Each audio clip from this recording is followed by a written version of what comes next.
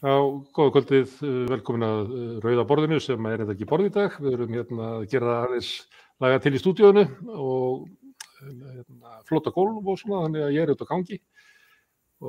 En samt þetta Rauða borðið. Og í kvöld þetta það sem við köllum stundum svona þjóðhagsráð Rauða borðsins. Það fastagestir Ólafur Margeirsson og Ásgeir Brynjar og sérstakur gestir Gylfi Zoëga. Við erum allir velkomnir. Ég ætla að byrja á því að hafa orð á því að hversu glæsilegt umhverfið hjá þér, Gylfi, að þú ert inn í bílskur. Ég í tengslu við náttúruna, ég með skóflur í kringum mig og svo ég líka með viðarbút úr sveitinni sem ég að þurrka. Og mér líður best þegar ég svona með. Já, við þetta mjög glæsilegt. Ég tók eftir því að þegar COVID byrjaði og þá fluttust sjónvarpsdagskrárnar svolítið yfir á svona Zoom í Bandaríkjunum og þá byrjaði á því að menn voru að keppast við að hafa sem flottasta bókaskápinn á bak við sig. Svo allt í einu gerðist eitthvað að menn hættu þessu og þá hafa menn verið að reyna einmitt að vera á svona sérstökum stöðum, jáfnvel inn í eldhúsi, en þetta að vera inn í bílskúr ég bara gefi svo hæstu einhvern, þetta mjög smart. En ég var að hafa orð á þessu svo að hlustendur myndu nú eitthvað heyra hvað Gylfi var að segja svo að vera ekki alltaf spökulegur í því hvað hann væri.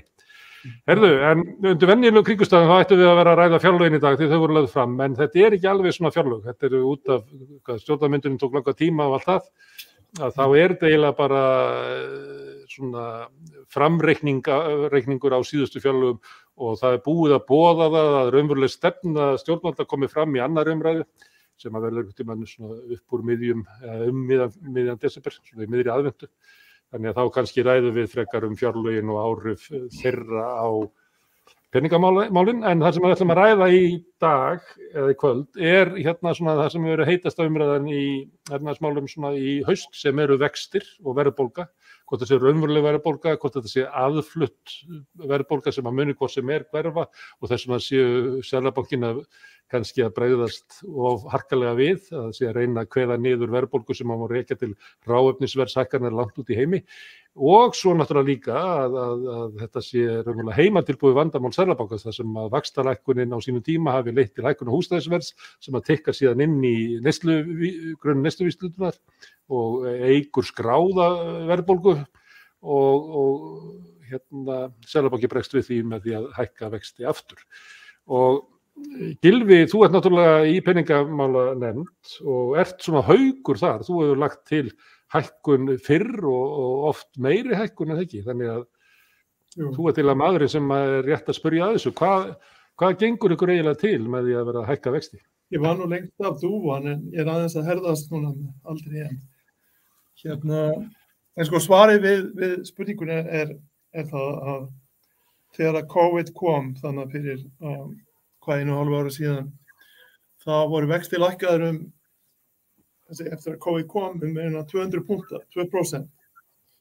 Og þetta var gert til þess að venda, sko ég tala bara fyrir sjálfa mig þetta var gert til þess að venda þessi 90% hagkerfinu sem ekki ferðaþjónusta af því að var svo mikil hætta á því að þegar ein atvinnugrein fer svona niður og það minnki eftirspurn í hinu hagkerfinu, þessu 90% hagkerfi sem allt annað, að þá verið að venda það með því að halda uppi eftirspurn og það var gert á margvíslegan hátt, peningastefnan gerði það, ríkisfjármálastefnan gerði það og svo almenningur gerði það með því að beina kaupum sínum inn í landið þegar fólk hætti að ferðast þá jókst innlend eftirspurn mjög mikið og þessi vextir lækkuðu 2% til þess að örva eftirspurnina og farvegur peningastefnunar til dæmis í gegnum húsnæðisverðið með því að stuðla því að húsnæðisverðið hækkaði þá örvaru eftirspurn. Það einn farvegur peningastefnunar. En nú þegar efnahagslegu Ég má spyrja, hvernig örvar eftirspurn með því að húsnæðisverð hækkar? Er það svona að fólk upplifir sig að sé auðugri og eyði frekar peningum eða hvað? Hvernig virkar það? Leiðin svo að þeir sem eru að byggja húsnæði hafa þá meiri hvata til þess að klára framkvæmdir til þess að selja húsnæði. Það líka einhver meiri hvati til þess að byrja húsbyggingar. Þetta eitt eignaverðið, annað hlutabréfamarkaðurinn fyrir upp. Það auðveldar fjármögnun fyrirtækja fyrir fjárfestingar fyrirtækja. Það eru lágir vextir, það gerir lánsfé ódýrara sem að sömuleiðis örvar fjárfestingu. þetta allt saman örvar einkaneyslu vegna þess að fólk hefur aðgang á ódýrara lánsfé, það örvar einkaneyslu. Þannig að þetta örvar einkaneyslu og fjárfestingu. Og síðan, þannig að þetta voru einn viðbröðin, síðan var gjaldeyrisforðinn notaður að hluta til þess að halda upp í gengi krónunnar, til þess að lífskjörin færi ekki niður á þessum tíma, til þess að innflutt verðbólga er ekki mikil í gegnum gengislækkun krónunnar. Svo það notar vextina til þess að örva innlenda eftirspurn, þá notar gengisinngripin til þess að sölu á gjaldeyri, kaupa krónum, til þess að halda upp í kaupmætti innanlands sem að líka örvar eftirspurn og kemur í veg fyrir að lífskjörin hérna versni eins mikið og hefðu versnað ef þetta hefði ekki verið gert. Svo þarna peningastefnan að vernda hagkerfið á tímum farsóttar. Síðan voru ríkisfjármálastefnan, hún var notuð þar að það var leyft að myndast mikið halli á ríkissjóði sem var eftirspurn, svo var lagt í fleiri 20 milljarða viðbótarútgjöld til þess að sem höfðu þau áhrif að örva eftirspurn en frekar.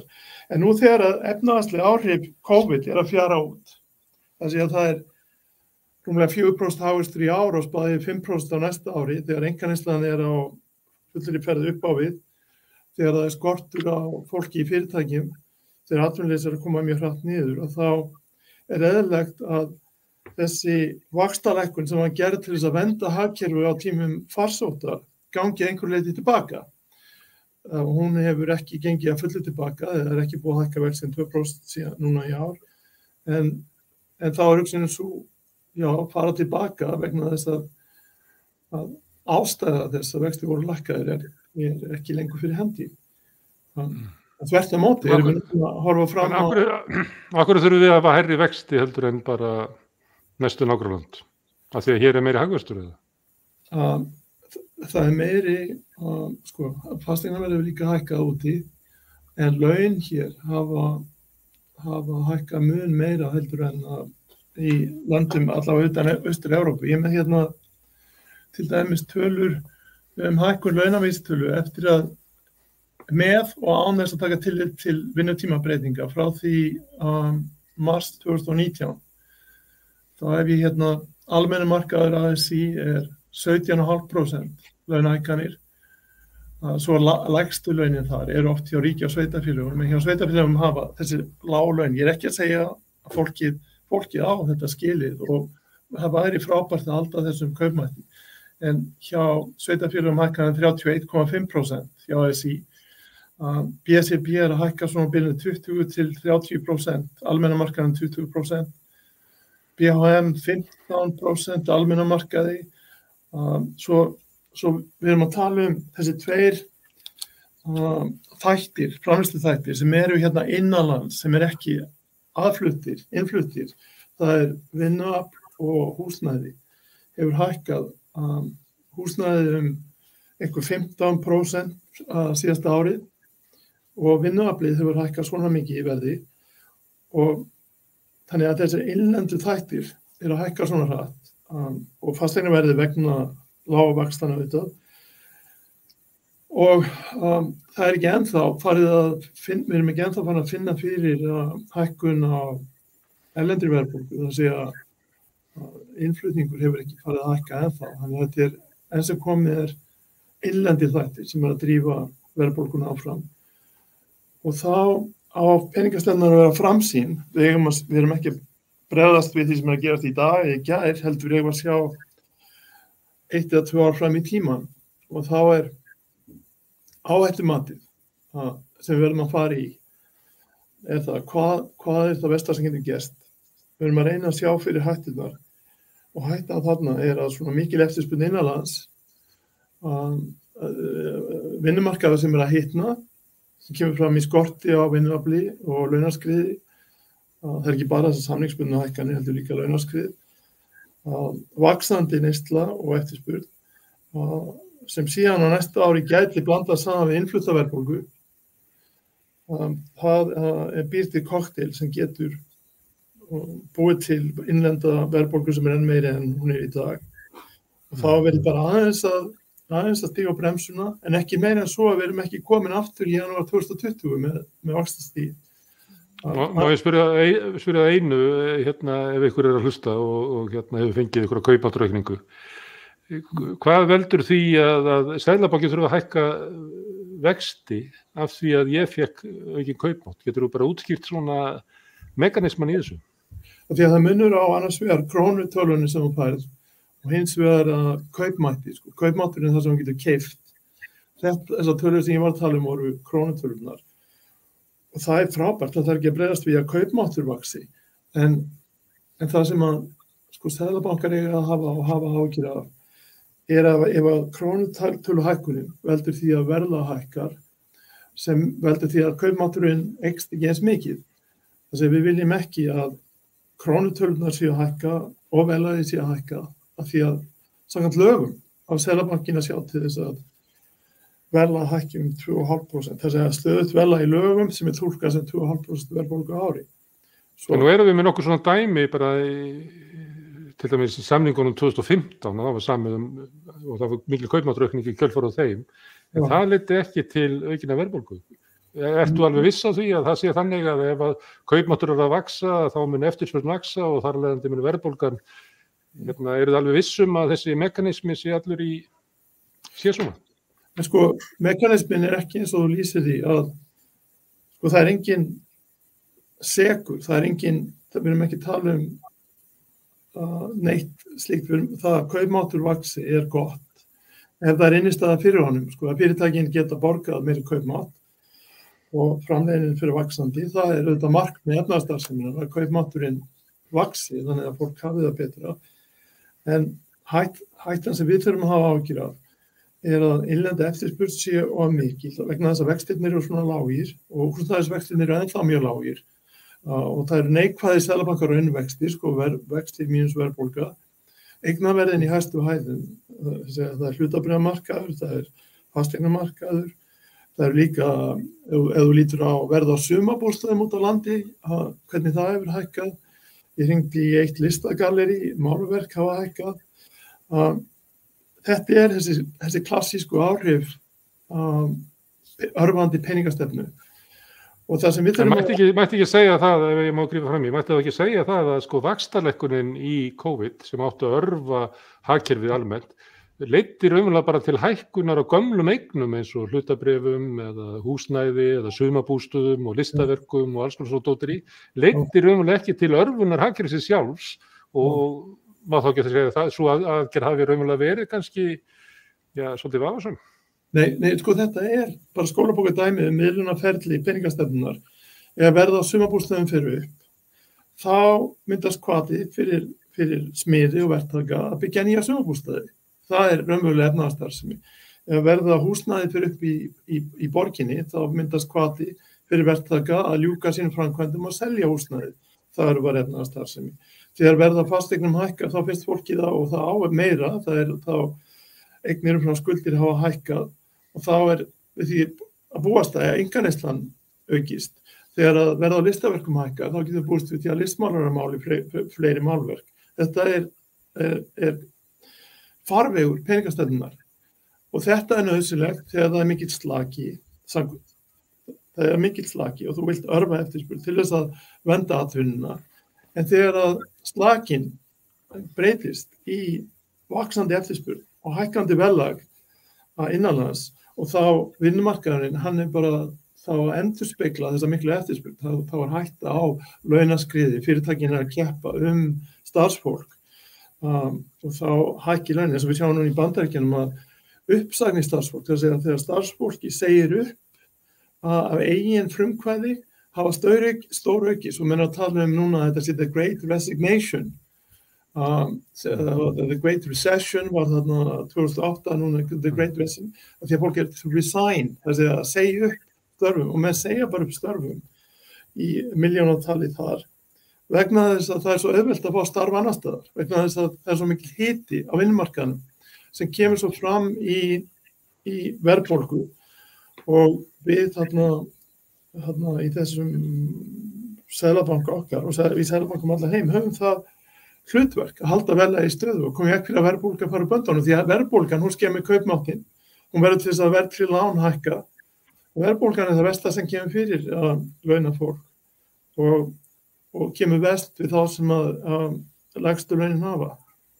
Svo síðan hefur þetta alls kyns önnur áhrif eins og eignarskiptingar áhrif. Þegar að hlutabréfamarkaðurinn fer upp, þá þeir sem eiga hlutabréf, þeir hagnast. Þegar fólk sem býr í stórum húsum, húsnæðisverð hækkar, þá þeir sem búi í stórum húsunum sem að fá meiri búbótar heldur en þeir sem búi í litlum íbúðum. En það ekki hlutverk okkar, sko við hefum ekki forsendur eða umboð til þess að skipta okkur á tekjuskiptingu, en stjórnmálin, þau geta gert það og eiga að gera það. Að þá ef að tekjuskiptingar áhrifin, eignarskiptingar áhrifin ekki æskilegt, þá geta stjórnmálin gripið inn í. En það er stundu verið gagnrýnt að hagfræðin geti verið svona alveg stikkfrí frá svona réttlæti. Nei, en hún þarf ekki að vera það. En þegar að stjórnmálin, þess að þú varst í kosningu núna, svo koma kosningaúrslit og það einhver meirihluti á þingi sem umboð kjósenda, þeir mynda ríkisstjórn í umboði kjósenda, geta þá í umboði kjósenda næstu 4 árin gert hluti og þurfa síðan að standa skil á sínum gerðum eftir 4 ár eða fyrr. En síðan hefur pólitíkin að afsala sér eða falið ákjörnum embættismönnum að ná verðskilgreindu markmiði sem bara halda verðlagi stöðugu og ef það tekst ekki þá þurfa þessir embættismenn að réttlæta gerði sína með því að skrifa bréf til Alþingis og ráðherra til þess að útskýra hvað farið úrskeiðis.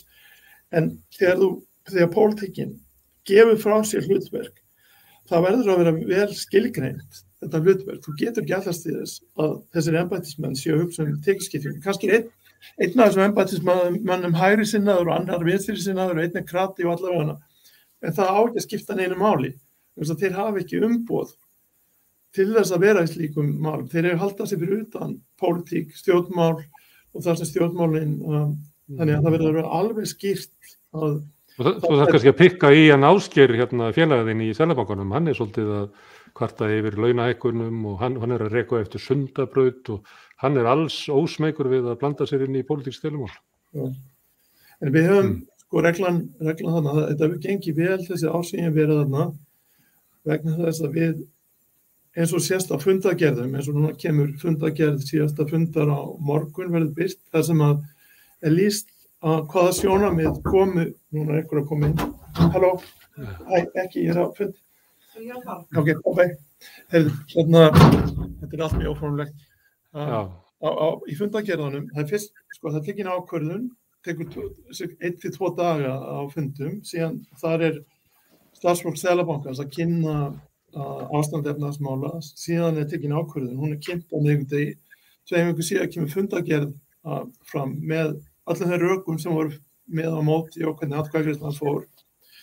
Og á þessum fundum geta verið mjög mismunandi sjónarmið og það markmiðið með svona nefndastarfi að það myndist ekki innan stofnunar einhver ein viðtekin skoðun og menn eigi allt undir yfirmanninu sem seðlabankastjóri þarna og allir láti eins og hann vill að þeir láti.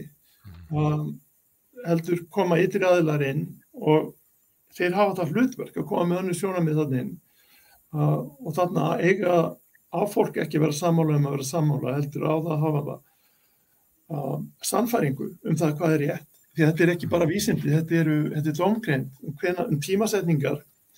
Þetta tímasetningar, eins og núna, áhækka vexti núna eða bíða þá til næsta ári. Hvernig á að kynna þessar ákvarðanir? Þetta allt dómgreind.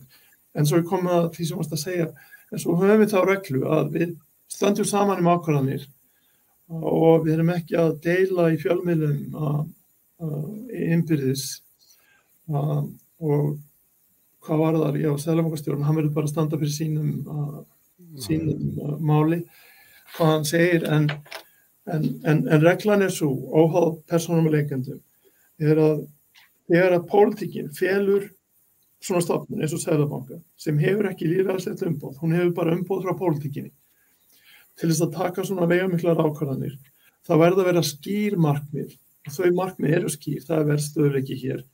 Þess að fylgja stefnu ríkisstjórnarinnar svo fremið sem það stangast ekki á við verðstöðuleika. Og verðstöðuleikin skiptir máli hér. Sama hvað það kostar, það á að ná þessu markmiði. og gera síðan grein fyrir gerðu sínum ef það tekst ekki. En það má ekki, sko, þeir sem eru í ókjörnir embættismenn, mega þá ekki blanda sér í pólitík, sko, þeir hafa enga og það má alls ekki hafa áhrif á þær ákvarðanir sem eru teknar vexti. Segjum að það séu kosningar framöndan og þá sé verið að lækka eða hækka vexti eftir hvernig kemur stjórnmálaflokkum. Þetta kerfið búið til þess að slíka freistingar sé ekki fyrir hendi. Svo þetta svona... Ég hef grunum að þeir vilja komast að bæði Ólafur og Ásgeir. Ólafur hefur nú verið svolítið að gagnrýna sko raunverulega að sko grunninn á verðbólgumælingunum og hvort að þarna sé raunverulega verið að berja niður raunverulega verðbólgu eða bara svona verðbólgu sem annars vegar orðið til út af því hækkun eignavers sem á ekki heima í neysluvísitölunni.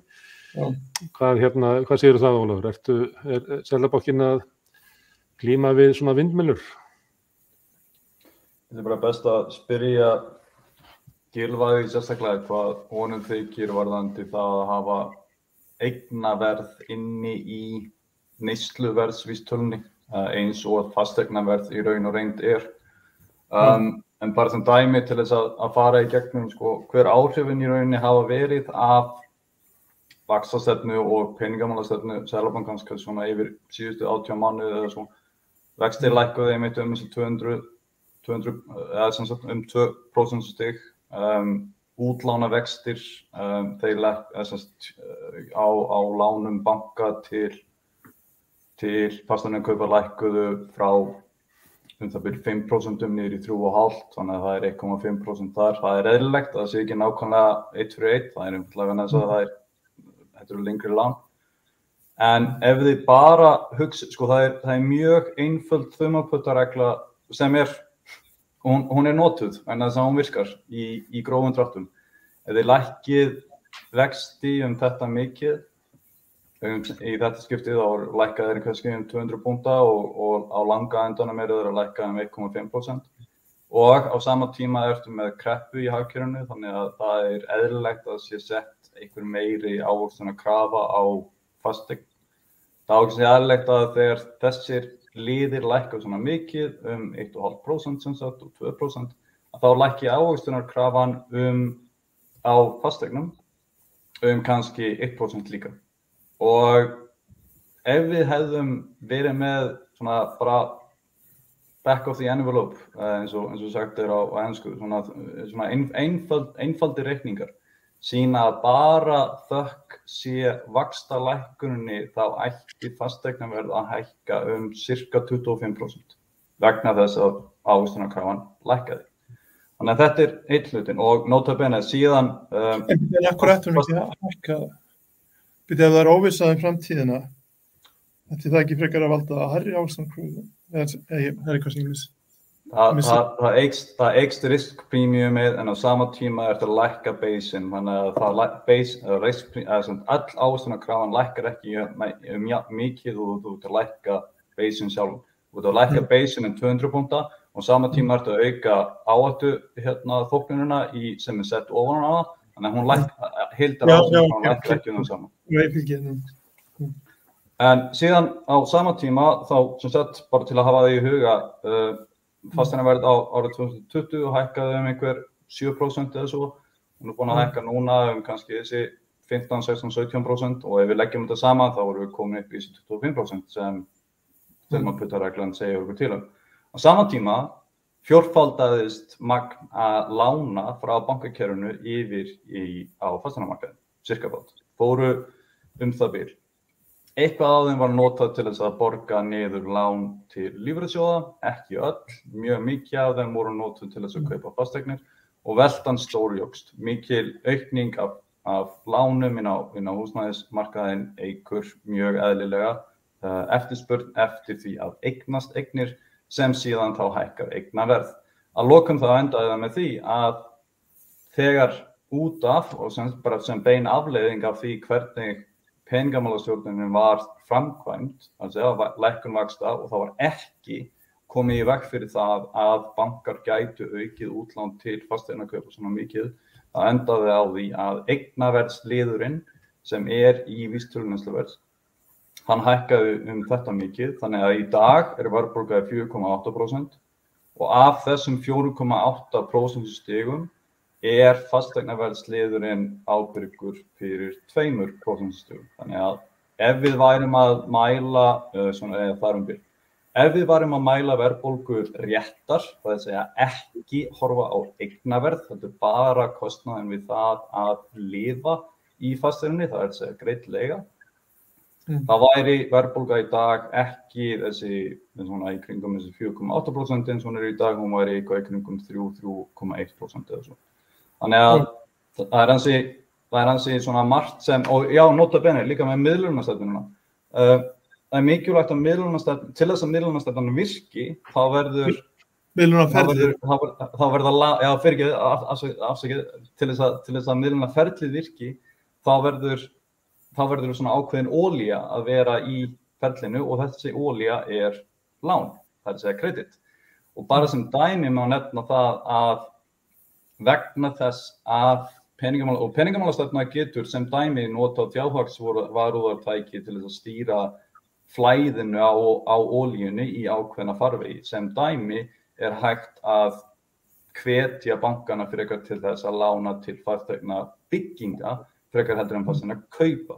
Og það ágætt að hafa það í huga að lán bankakerfisins til fasteigna bygginga sem myndi að öðru óbreyttu hafa frekar lækkunar áhrif á fasteignaverð frekar en ekki. Þau drógu saman á tímabili árið 2020. Einfaldlega vegna þess að bankarnir voru hræddir við það að lána til fyrirtækja jafnvel þótt að fasteignaverð væri að hækka mikið. Voru þetta ekki hrein útlán, þessi útlán mínus afborganir verðtaka? Jú. Þannig að það var ekki ný útlán til verðtaka. Nei, rétt. Þetta voru hrein ný útlán, en sem sagt hluti af þessum peningum sem byggingaverðtaka fá þegar þeir að selja íbúðir, í staðinn fyrir að þessir peningar voru notaðir til þess að til dæmis nota sem veð eða eitthvað slíkt til þess að taka út ný lán til þess að auka síðan byggingamann aftur. Í staðinn voru þessir peningar notaðir til þess að greiða niður útstandið lán sem byggingaverðtökin hefur tekið, þar með hrein útlán voru neikvæð. Þannig að það kannski bara gott að hafa það í huga, það er ansi margt á bakvið í rauninni svona ferlið og skrefin sem eru afleiðingar af því hvernig peningamálastefnan var framkvæmd. Einmitt. Það verður gaman í framtíðin að líta aftur í baksýnisspegilinn og segja var það rétt eða ekki rétt og allavega. En sko, þú ert með svo marga punkta, sko, en ég held að þessi trend sem ég get sagt, sko, í fyrsta lagi vorið 2020, þá var þetta gríðarlega óvissa. Við höfum ekki reynslu af svona farsótt hvaða afleiðingar það hefði fyrir fasteignamarkaðinn. Ég meina fyrstu fréttirnar voru frá Ítalíu og það var alveg hræðilegt ástand á Ítalíu fyrst í farsóttinni vorið 2020, svo fólk meira minna að lokað heima hjá sér. Svo hver var það áhættan við þessar aðstæður? Áhættan var ekki verðbólga heldur að enn fleiri myndu missa vinna, það sé ekki bara fólki í ferðaþjónustunni, heldur yrði allsherjar fjöldagjaldþrot og atvinnuleysi í öðrum greinum og þá kom ríkið inn með allskyns pakka fyrir fyrirtæki til þess að halda þeim á lífi og þessi peningastefna var ætluð til þess. Það var ekki, við vitum núna að fasteignaverð hækkaði, þá vissum við að vaxtalækkunin myndi hafa örvandi áhrif á fasteignamarkaðinn. En við vissum ekki hver áhrifin yrðu sem að tókuðu niður, sem við höfum aldrei lent í þessu áður. Svo þá verður maður að vera með áhættumat eins og alltaf í þessu. Hvað það versta sem getur komið fyrir? Og þá var það mat þetta og vaxtalækkunin myndi hjálpa, eins og ég sagði, 90% hagkerfinu. En núna komum við að punkti 2 og hann sá að óháð því hvernig þú mælir verðbólgu, eins og þú ert að tala núna með verðbólgumælingun á fasteignaliðina, þá erum við ekki komin upp í það vaxtastig sem var í janúar 2020. Svo erum að tala að bregðast við verðbólgu eða vaxandi verðbólgu núna, þá auðvitað skiptir vaxandi verðbólga og verðbólga skiptir máli fyrir vaxtaákvarðanir. En En við erum að normalisera kerfið núna, eins og ég líti á það. Svo það skiptir ekki öllu máli hvernig verðbólgan mæld. Af því að þegar þú tekur svo ákvæmlega, þá lítur á heildarmyndina. Og heildarmyndin jú þannig fasteignamarkaðurinn að þjónustuverðbólgan 4% og hún endurspeglar innlenda launakostnaða. Launin að hækka svona mikið eins og ég var að nefna áðan. Svo heildarmyndin og svo lítur á breytingar einkaneyslu, þú lítur á hátíðnivísbendingar og breytingar á einkaneyslu eftir kreditkortanotkun, þú lítur á fjárfestingar áform fyrirtækja og svo ef það kemur í ljós að það sé bullandi uppsveifla í gangi, þá bregstu við óháð því hvernig verðbólgan ákvæmlega mæld. Svo númer 1 var óvissan vorið 2020, númer 2 þessi heildarmynd sem hefur breyst frá því vorinu 2020. Það var hæsla það pæri mjög illa. Núna eru flestar mælingar að sýna mikla uppsveiflu. Og svo í þriðja lagi varðandi mæling á verðbólgu, það alveg sjálfstætt viðfangsefni vegna þess að hún mæld eins og hún mæld. Og ef þú ert í Seðlabankanum, þá þið falið að halda verðbólgu eins og hún mæld í 2,5%. Þú átti ekki að en þegar þú tekur ákvarðanir þá lítur á verðbólgu sem þú tekur sveiflukennda liði út, ef þú tekur húsnæðisliðin út, ef það samræð neysluvísitala sem samanburðar við útland, þú lítur á alla þessa mælikvarða. En eins og lögin túlkuð, þá verðvísitalan eins og hún skilgreind notuð. Það hægt að breyta því, en það verður þá stjórnmálin með að koma að því og taka það ákvörðun. Það þá alveg sérstök umræða eins og verðtrygginguna, hvaða vísitölu rétt að nota í verðtryggingu sem endurspeglar þá kostnað við að búa í húsnæði og hvaða vísitölu að nota í verðbólgumarkmiðinu. En Gylfi, þú lagðir áherslu á þann að annars þetta væri þröngt skilgreint markmið, en svo líka að þetta væri dómgreind og það þyrfti að beita henni. Þetta kannski ekki ekta dæmi það, hvort að þetta þurfa að beita dómgrind ef að hækkun húsnæðisliðarins að hækka mælda verðbólgu skamman tíma. En þú reyndar að segja, þarna undan þetta að segja að þið ekkert að horfa á verðbólgunni í haust, þið eru að horfa á aflið í hagkerfinu á næstu misserum sem að getur leitt til ofþenslu og verðbólgu. Það dómgrind notuð þegar þú lítur á alla þessa mælikvarða sem notaðir, alla mælikvarðana á verðbólgu, hvað að gerast með kreditkortanotkun, fjárfestingar fyrirtækja, skort á vinnuafli í fyrirtækjum, bjartsýni fyrirtækja eða svartsýni, hvernig það dreifist á atvinnugreinar. Þú veist, ég geti haldið svona lengi áfram, en þetta heildarmyndin sem alltaf til grundvallar. Og það komu upp ýmis sjónarmið sem getur sagt að hagvöxturinn sé brothættur, vilja fara varlega, aðrir getur sagt, sveiflan mjög sterk og vilja taka stærri skref. Þetta fer allt eftir dómgreind og þess vegna hefur fleiri en einn mann í þessu, þess vegna eru 5 með jafnan atkvæðisrétt og meiri hluti atkvæða ræður og seðlabankastjóri ræður einungis ef það jafn atkvæði, þá ræður hans atkvæði og það sem aldrei reynt á. En þess vegna með fjölskipað stjórnvald í peningastefnu og í þjóðhagsvarúð og svo peningaeftirliti líka, þannig bankaeftirliti líka. Vegna þess að þetta spurning dómgreind. Og svona eins og sjónarmið sem Ólafur að koma fram með hér einmitt sjónarmið sem eiga heima á svona fundum. Svona sjónarmið eru velkomin á þessu fundi vegna þess að þannig eiga sér stað umræður það hvað rétt að gera. Þannig ég held þetta sé góð leið til að draga úr líkunum að mistökum. Það verða alltaf einhver mistök, en með því að margir aðilar með mismunandi sjónarmið, eins og sjónarmið sem Ólafur að koma með núna í dag, komi saman og tali saman, eins og við erum að tala saman núna, að þá líklega að það séu ekki gerð mistök. Því að það hættulegast að gerist í svona stofnun að það myndist innanhús stemning og kúltúr að það sé einhver ein rétt mynd af því hvernig heimurinn virkar. Og allir verða að vera samstíga og það sé ekki hlusta á raddir sem eru með önnur sjónarmið. Og ég verð að segja eins og fyrir 2008 held ég að þetta hafi verið svona inn í Seðlabankanum, það var fyllt ákveðna stefnu sem við vitum í dag, þegar við lítum í baksýnisspegilinn var röng og það var ekki, það átti ekki stað svona, það var ekki alltaf fundagerðir, það átti sér ekki stað svona, held ég, ekki svona opin umræða eins og við eigum núna. Þess vegna mjög mikils mjög mikið undir því að svona stjórnkerfi haldist þarna að mismunandi röddum verði leyft að heyrast og að þessi kúltúr sé áfram að fólk deili á fundum en standi svo saman ákvörðun þegar hún komin. Herðu, ég efast ekki að Ólafur myndi kannski vilja koma við viðbröðu sem að þú ert að segja en við erum bara svo langt liðið á þáttinn að Ásgeir hefur ekki komist að. Ásgeir, ef ég skilið hans gagnrýni rétt að þá var mjög fylgjandi því að lækka vexti í upphafi COVID og vildi heldur bara lækka það ennþá meira. Það var mikil, ég veit ekki hvað það heitir, sá sem ákafur í að lækka vexti. Það náttúrulega ekki Haukur, það Dúa. Ég held að Dúa vildi bara ekki gera, hann var Dúa þá.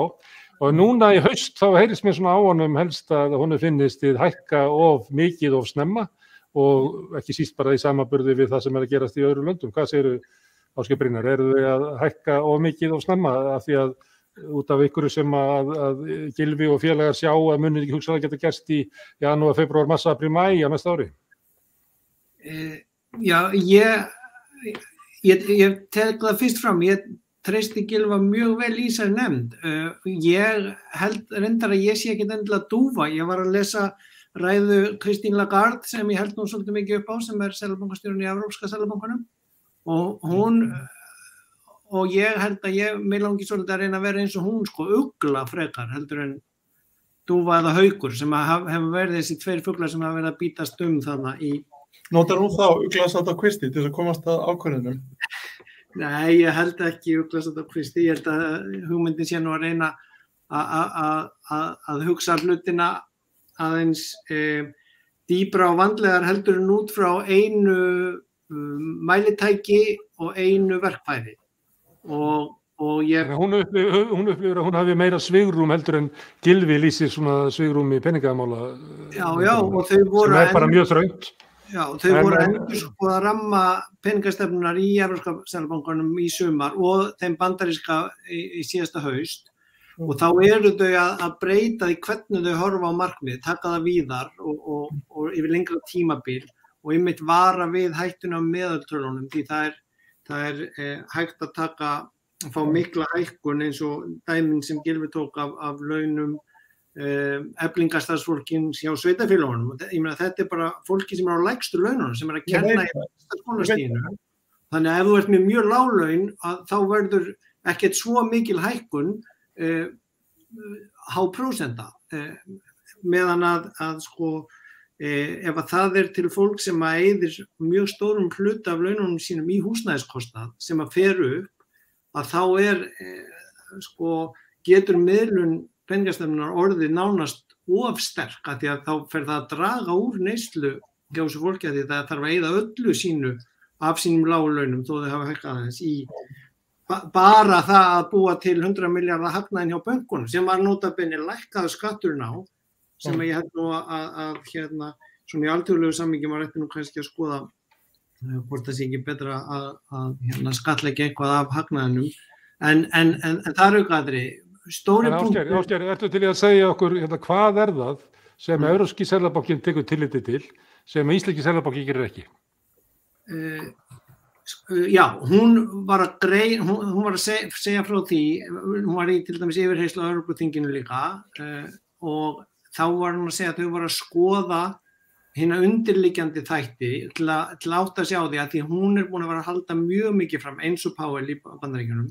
Við þurfum þolinmæði núna, við ætlum ekki að fara að hækka of snemma að því við þurfum að komast alveg út úr þessu kófi, sjá hvort að vélinn sé orðin smurð og fara að ganga, það er alls konar hiksti í endurræsingu á vélinn eftir COVID og þau eru bæði mjög örugg á því að þessi verðbólga sem notabene mun hærri, bæði í Bandaríkjunum og í Þýskalandi heldur en hér á landi, það er upp fyrir 6% verðbólga þar og þau eru alveg sannfærð eftir að hafa skoðað víðar og út fyrir hinn hefðbundnu líkön að þetta sé tímabundið og þess vegna borgi sig ekki að hækka vextina of snemma af því að það sem að menn kannski héldu að væri svona framvirk hækkun að hún getur valdið meiri vanda heldur en og sko það að hækka vexti ekkert víst að lækki verðbólguna.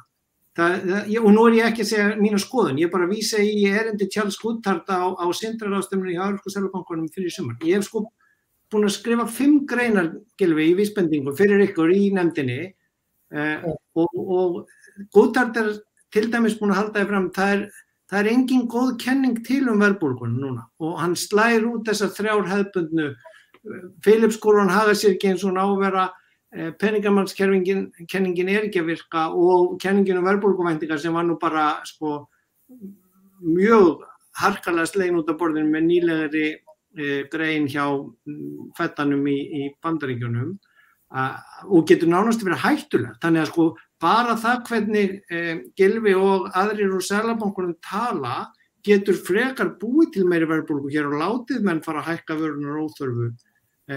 Þannig að sko og svo þar að auki pólitísku punktarnir hjá honum Seðlabankana í Basel búin að vera að sýna fram á rannsóknir hvernig orðið ójöfnuður að koma margfalt meira fram í ræðum Seðlabankamanna núna því að það að segja við getum ekki skipt okkur af ójöfnuði bara orðin gömul og úrelt hugmynd. Powell í feddanum í Bandaríkjunum búin að vera með svona samræðufundi Seðlabankans við fólks, þeir eru búin að viðurkenna þeir hafi með aðgerðum sínum komið mjög harkalega við bæði lágtekjufólk af spænskum og dökkum bakgrunni, þannig að sko menn eru að reyna að fá meira inclusive og jafnaðar áhrif inn í ákvarðanatökunni hjá sér af því að það hefur beinar jafnaðar eða ójafnaðar áhrif aðgerðina sem eru teknar og auðvitað það rétt sjálfstæði Seðlabanka mikilvægt í þessar ákvarðanatöku, hins vegar alveg hægt að setja þá lög eða reglugerð úr stjórnarráðinu eða af þinginu að breyta og 2% reglan sem út allan heim ekkert heilu og 2,5% hér ekkert heldur og þegar ég lærði í Noregi fyrir 20 árum þá var nú Seðlabankastjóri þar sem sagði hann væri með hinn 3-4 4% verðbólga, 4% atvinnuleysi og 4% hagvöxtur. Það væru hinn hættulegu mörk og og sko mér langar að segja líka bara því að hlusta á sænska Seðlabankastjórann í síðustu viku þeir ákvað að hækka ekki vexti og hann segist ekki að fara að hækka á næstu 3 árin. Þeir eru búin að hafa 0 vexti í 10 ár og hann viðkennir alveg að þetta getur haft einhverja hækkun á húsnæðisverði og jafnvel hlutabréfamarkaðinn en meðan að það ennþá atvinnuleysi og óvissa og þetta ekki að skila sín og þá eru þeir ennþá að kaupa helling áður en þeir byrja að hækka. Evrópski og bandaríski eru að byrja að minnka kaupin sín á skuldabréfum til þess að geta undirbúið að fara kannski að byrja að hækka vextin á næsta ári þar næsta. Norski byrjar að hækka 0,25% ætlar að ná 1 til 1,5 eftir 3 ár. Við erum bara svo allt öðrum hraða og ég var að fagna því þó það hafi verið leiðilegt að við þurft heimsfaraldur til að við næðumst nær vaxtaumhverfinu í kringum okkur. Því við erum á evrópska markaðnum, við erum búin að vera á EES núna í 20-25 ár og ég held við höfum aldrei náð því að vera á verðbólgumarkaðnum nema þegar voru gjaldeyrishöft. Og mér finnst svona mikilvægt að horfa til þessa alþjóðlega umhverfis og því sem að gerast þar og sko ef ég má bæta við líka að því ég lærði svolítið mikið sögu í hagfræðináminu mínu að sko hlutverk Seðlabanka tvíþætt. Þeir eru annars vegar banki bankana en þeir eru líka banki ríkissjóðs og þegar að það verður stríðsástand eða eins og heimsfaraldur að þá förum við inn í svona war finance mót og þá blörrast, þá eyðist út þessi munur og þá vinna saman fjármálaráðuneytin og seðlabankarnir í að komast í gegnum krísuna, stríði við veiruna eða hernaðinn. Og þess vegna sko, þarf þetta samspil að vera miklu blíðara í staðinn fyrir að standa bara og hrópa og meira sér rétt fyrir kosningar hérna ef að þið hægir ykkur ekki á ríkisfjármálaleiðinni þá munum við hækka vexti. Það er svona bleimgefum Seðlabankinn hefur sögulega verið með þetta í peningastefnu nefndar eða í peningamálunum og sko geta þá bent á að aðrir hefðu átt að gera annað meira, þú veist, kjarasamningar hefðu ekki bara mikið upp eða ríkisfjármálaleiðinni hefðu ekki átt að eiga svona miklu að því þeir miða alltaf við sitt eina verkfæri, eina módel, eina líkan og reikna þannig út að þetta væri það eina rétta. En veruleikin flóknari, meðaltölin eru stórhættuleg og vísitölumælingin, mín tillaga í 5. og síðustu greininni sem ég skrifaði vaxtamálin af hverju tökum við ekki bara þá upp samræmdu verðvísitöluna sem Evrópa notar, af því þá væri húsnæðisliðurinn farin og þá værum við með 2,5% verðbólgu og værum í markmiðum, þú veist, hérna í staðinn fyrir að eiga á hættu að menn dusti rykið af frekar nýlegri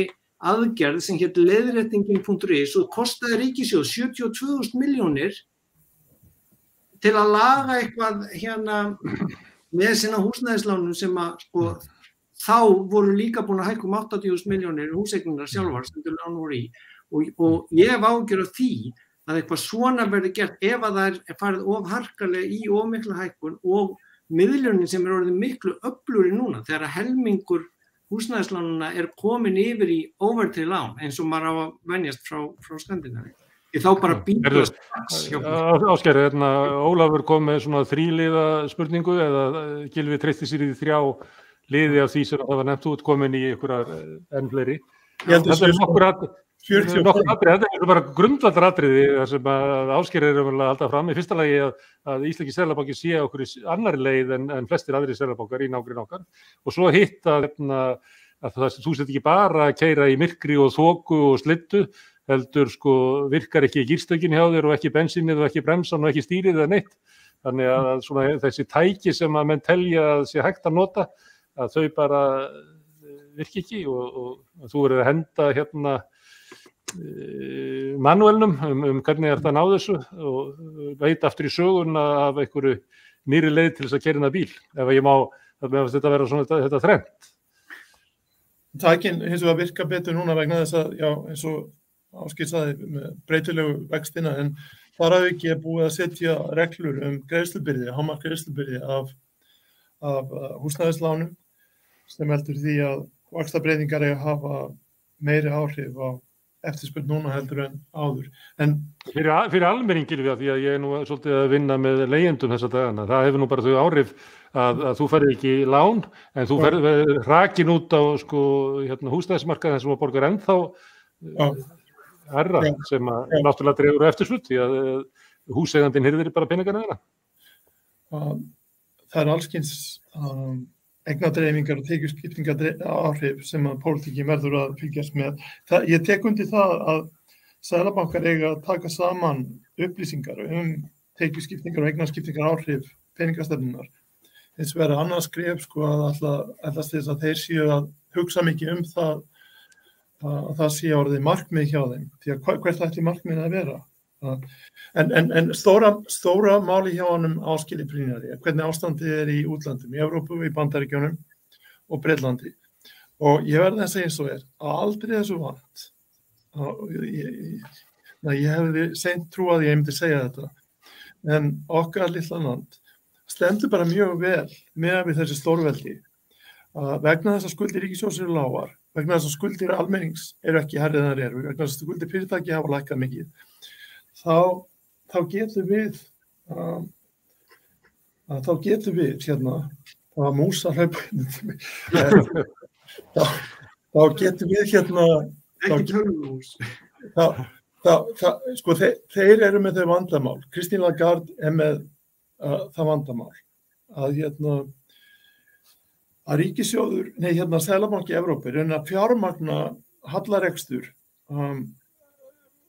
veiku evruríkjana Seðlabanki Evrópu að kaupa ítölsk skuldabréf í massavís eins og hún kaupir grísk og spænsk skuldabréf, ríkisskuldabréf í massavís í hverjum mánuði sem heldur uppi verðinu á þessum skuldabréfum sem kemur í veg fyrir gjaldþrot ríkissjóða þessara veiku landa og það sem að gerast, þeir að færa til verðmæti frá Norður-Evrópu til Suður-Evrópu.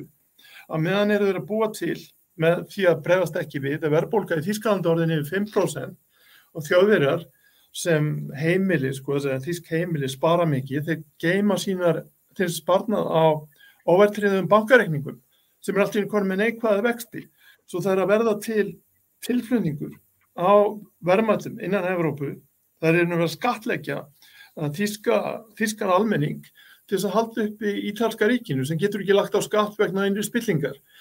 Svo það sem hefur gerst þarna að peningastefnan og ríkisfjármálin eru komin í einn graut. Það ekki hægt að hækka vextina á þess að Ítalía fara á hausinn. Þetta aðeins íkju en þú ert fann að hugsa ríkisfjármálin í sama orði eins og hugsa verðbólgu. Í Bandaríkjunum bandaríski ríkissjóðurinn ekki með þvílíkum halla núna og þeir byrjuðu á því að hann var í lagi aldamótin, síðan kom fjármálakreppan þarna 2008, það var Íraksstríðið, svo kemur þetta ofan í allt saman. Svo þeir eru með skuldir ríkissjóðs að nálgast 130% landsframleiðslu. Síðan bara 1% vaxtahækkun í Bandaríkjunum myndi kosta ríkissjóð, auka útgjöld sem væru að nálgast 1% af landsframleiðslu. Pólitíkin þar í klessu, það ekki hægt að komast á samkomulagi en einu í þinginu og Seðlabankinn farin að fjármagna óbeint ríkissjóð. Svo það sem hefur gerst úti og sem stuttu máli og það sem ókvæðilegt við heiminn að ég held að sé þessi alþjóðavæðing að innflutningur er svo mikill allstaðar og framleiðslan svo dreifð heiminn að það hefur verið hægt að hafa vextina svona lága eins og þeir hafa verið síðustu 10-15 árin, aðeins að verðbólga er til. Og við þetta lága vaxtastig hafa skuldir vaxið mikið, þessar skuldir ríkissjóða í Evrópu, skuldir sænskra heimila, skuldir danskra heimila, út allt að verða til skuldir þróunaríkja, þessar nýmarkaðsríkja, eru gríðarlegar í dollurum. Svo allar þessar skuldir verða til við þetta lága vaxtastig og þetta verður gildra sem kemst ekki inn. Ég verð að finna múltagildru hér, en þetta stærri gildra. Það verður að þessi gildra sem kemst ekki upp úr því að ef þú þarft að hækka vexti aftur, hvað gerist þá ef dollarvextinni fara upp? Allt þetta carry trade mun fara tilbaka í nýmarkaðsríkjunum. Hvað gerist með Tyrkland sem risa stórt land, sko, hvað gerist með Suður-Afríku? Hvað gerist í Kína þar sem núna eignaverðsbóla að springa? Hvað gerist þegar bandarísku vextirnir fara upp? Og hvað gerist með ríkissjóð Bandaríkjanna þegar það gerist? Núna, þeir eru stefna í greiðsluþrot ríkissjóðs eftir nokkra vikur. Það ekki búið að leysa það út. Svo það sem að gerast og það sem Ásgeir að sjálfstæði Seðlabanka, það alls óvíst það í framtíðinni vegna þess að þessi stórveldir fann að nota peningaprentun til þess að halda ríkissjóðum á floti og til þess að halda allir þessum skuldsettu fyrirtækjum og einstaklingum á floti. Og þetta Evrópa, þetta Bandaríkin, lilla Svíþjóð fylgir bara evruvöxtunum. Svíþjóð frábær. Þeir hafa bara evruvextina því að þeir þori ekki að vera með vextina herri því að þá kemur fjármagnsinflæðin í sænsku krónuna. Og afleiðingin af þessum lágvextum í Svíþjóð fasteignabóla. Fasteignaverð í Stokkhólmi hefur hækkað þvílíkt og annað þess.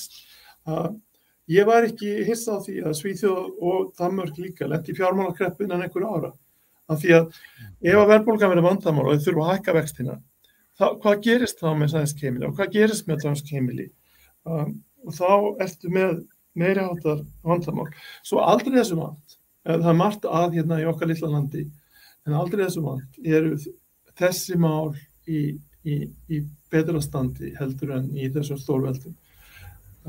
Ég myndi ekki mæla með því að Ísland það eins og evruland að við færum að búa til krónur í hverjum mánuði til þess að fjármagna ríkissjóð.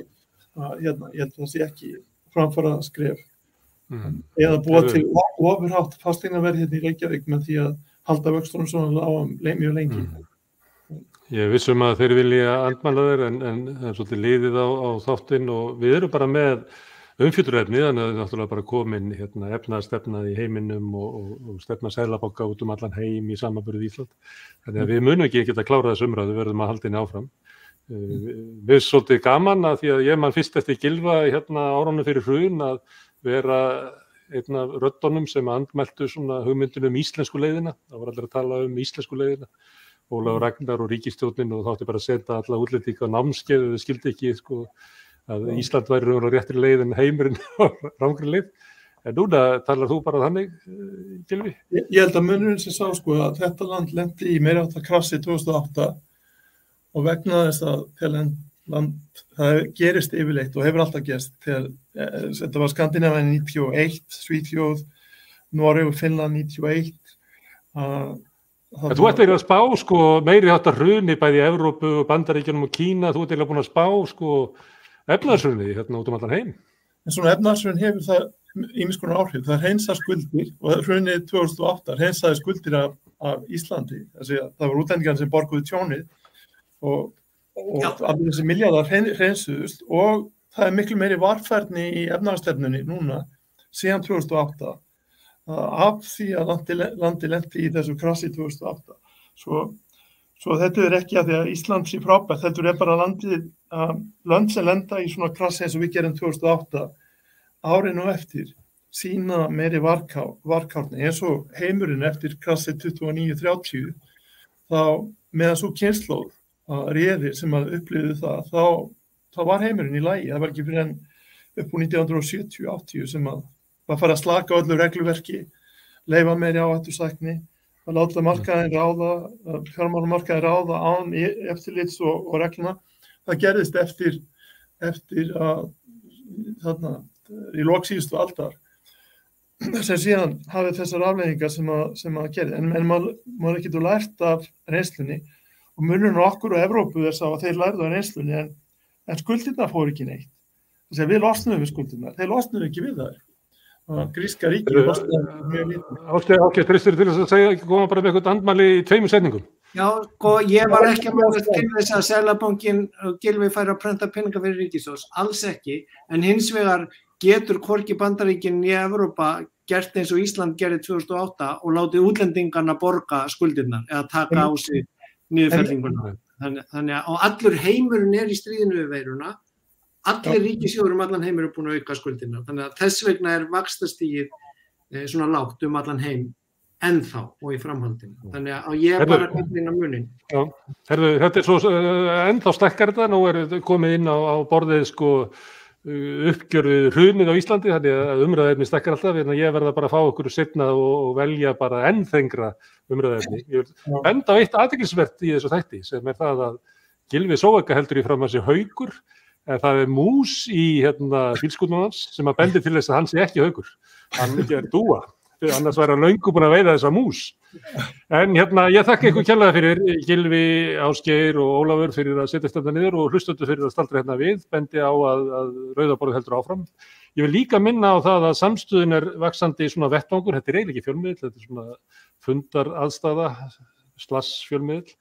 Þið getið tekið þátt í uppbyggingunni með því að ganga í Alþýðufélagið sem er hægt að gera með því að fara inn á samstöðun.is og það er hægt að ganga í Alþýðufélagið sem er félag fólks sem ætlar að byggja upp samstöðuna. Það er ýmislegt á döfinni hérna, það eru þáttur leigjendasamtökin að verða með þátt hér eða fólk úr þeim. Það er Hinn Reykjavík að fara að byrja sem er þáttur borgarmálefni. Það er þáttur hérna sem að brúnir Íslendingar eru með, Work in Progress sem er á laugardögum. Þannig það er margt í gangi hér og svo er líka gott að setja þetta við Rauða borðið sem er svona, til dæmis ef þið fylgist með þjóðhagsráði Rauða borðsins að þá hægt og bítandi þá byggist upp hjá ykkur þekking á efnahagsmálum og hagfræði sem er sömuleyti svona stór þráður í stjórnmálunum og því hvernig við tökum ákvarðanir hvert samfélagið eigi að fara. En ég þakka ykkur kærlega fyrir aftur, Gylfi, Ólafur og Ásgeir og hvet ykkur til þess að koma hérna við Rauða borðið.